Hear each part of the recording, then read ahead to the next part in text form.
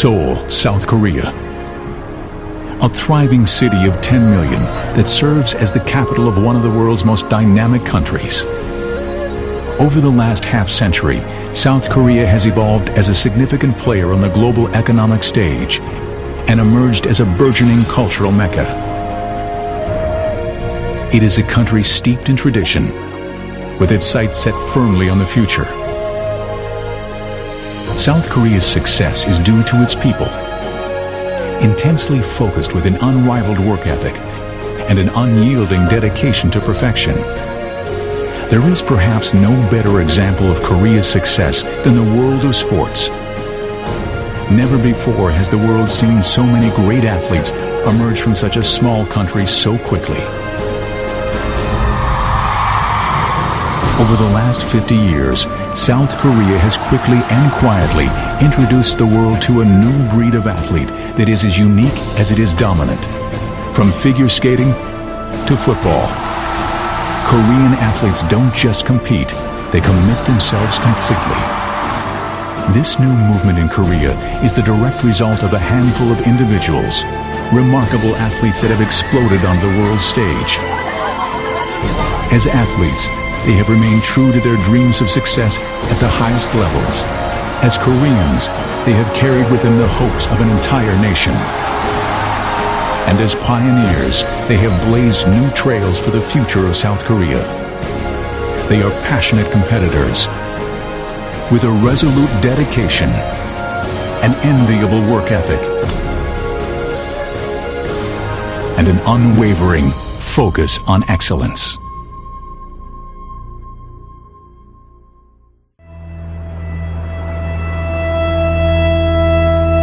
There is a certain poetry to the success of South Korean athletes.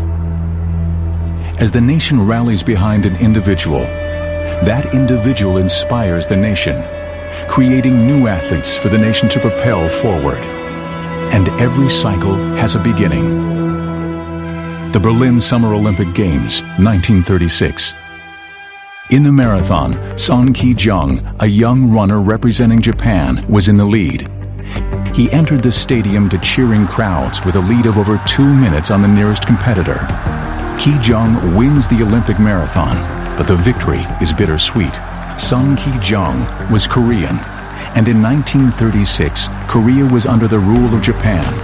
Since Korean athletes were not allowed to represent their country, he stood atop the podium with the Japanese flag at full mast, and the stadium filled with the sound of the Japanese national anthem.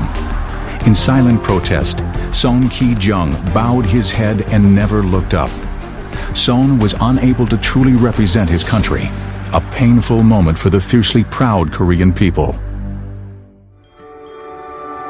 52 years later, he would finally celebrate his victory with his countrymen. At the 1988 Summer Olympic Games in Seoul, the last torchbearer to enter the stadium was 76-year-old Son Ki-jung. It was a moment that brought tears of joy to an entire nation. These Olympics set a precedent for South Korea and its people, galvanizing the country with a new spirit of self-confidence. The South Koreans greeted the world with warmth and passion, creating a new appreciation for this small country. South Korea introduced itself to the world, and the world took notice. 14 years later, South Korea once again opened its doors to the world when it hosted the 2002 FIFA World Cup. And like 1988, the South Koreans proved to be gracious hosts while making it very clear they supported the home team. Big screens were placed in the downtown areas. The Korean fans would come to the downtown 1 hour before kickoff, 2 hours before kickoff, take their place, sit patiently until the game started, and then the squealing would start. You come into the stadium, you see all red colors. And if they were in entire stadium, just red color.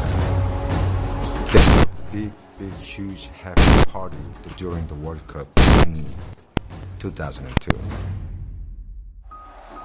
Despite the enthusiasm of the South Korean fans, the South Korean team wasn't expected to be a factor in the competition. After all, no South Korean team had ever won a World Cup tournament game.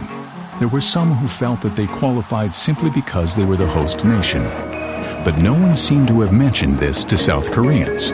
I think the Koreans weren't so sure how their team would compete in the World Cup as hosts. They're a little bit nervous of the situation, and the expectations weren't so high. The turning point was the first game, a victory over the Polish national team, and the belief suddenly came into the country. One of the young stars on that Korean national team was 19-year-old Ji-Sung Park. I was a very young player at the time when I was given the honor of representing my country at the World Cup.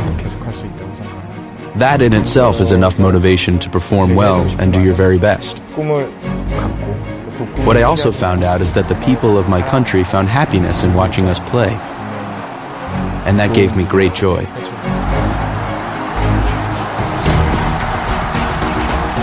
With a victory over Poland and a draw against the United States, the South Korean team next faced Portugal. And with the game taking place deep within the heart of South Korea, the Portuguese were at a distinct disadvantage. The 19-year-old rising star Ji-Sung Park scored the game-winning goal, advancing South Korea out of pool play for the first time in history and establishing Park as the future of South Korean soccer. The country exploded at that point. Park scored the goal, ran straight to the head coach, which was very symbolic, ran straight to Goose Hiddink. He knew that was a turning point for his football career. When I scored the goal against Portugal, it was one of the greatest moments of my life because all of South Korea was watching. The tight-knit South Korean team, with the passion of the South Korean fans behind them, went on to defeat world powerhouses Italy and Spain to advance to the semi-final. It was there that their historic World Cup run would end, and they would lose a heartbreaking match to Germany 1-0. For a team that until now had never won a game in World Cup play, the South Koreans defied their critics and instilled the team with a new sense of confidence. This success also launched the career of Ji-Sung Park. As a member of the South Korean national team, Ji-Sung has scored 13 goals. He has represented his country in 3 FIFA World Cups and captained the 2010 squad. Park is widely recognized as the best player from Asia. Becoming a successful soccer player was a dream from a very young age. I knew what I had to do and what not to do to make my dreams come true. Since I was small, I had to become stronger, physically and mentally. My dreams were so strong that I had no choice but to focus on my goal.